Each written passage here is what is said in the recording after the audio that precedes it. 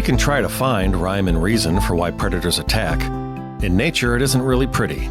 Today, Jane Andrews sheds light on a very unfortunate truth. This is A Walk in the Park.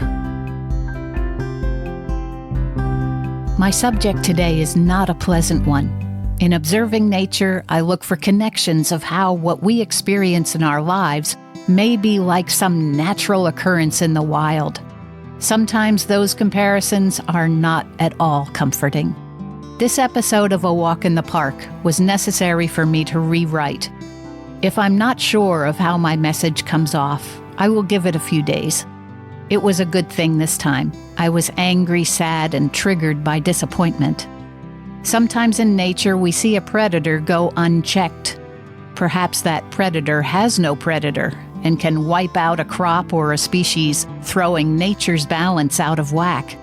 As I mentioned in earlier features, the swan family on the lake where I live had 8 cygnets, which the snapping turtles reduced naturally to 3, then 2, then 1. The one grew to almost adult size and stayed close to its mother.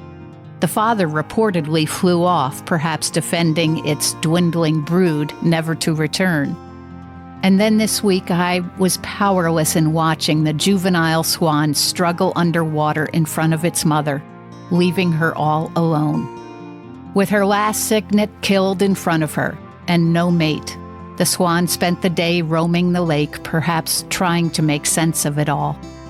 When snapping turtles have no predator, the result is that they multiply and grow larger.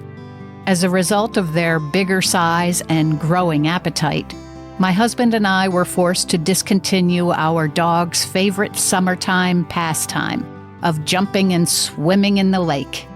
Now we look out on the lake and simply say, da-dum, da-dum, da-dum, upon spotting a head the size of a man's fist sticking out of the water like a shark's fin, and then heading underwater again.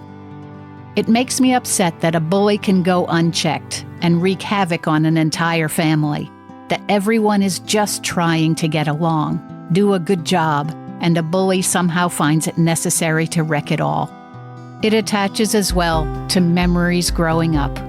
I don't believe I would be this disturbed if I had not seen all of this before. You've been listening to A Walk in the Park with Jane Andrews. A Walk in the Park is broadcast each week at this time, right here on the classical station 95.9 FM WCRI and online at classical959.com.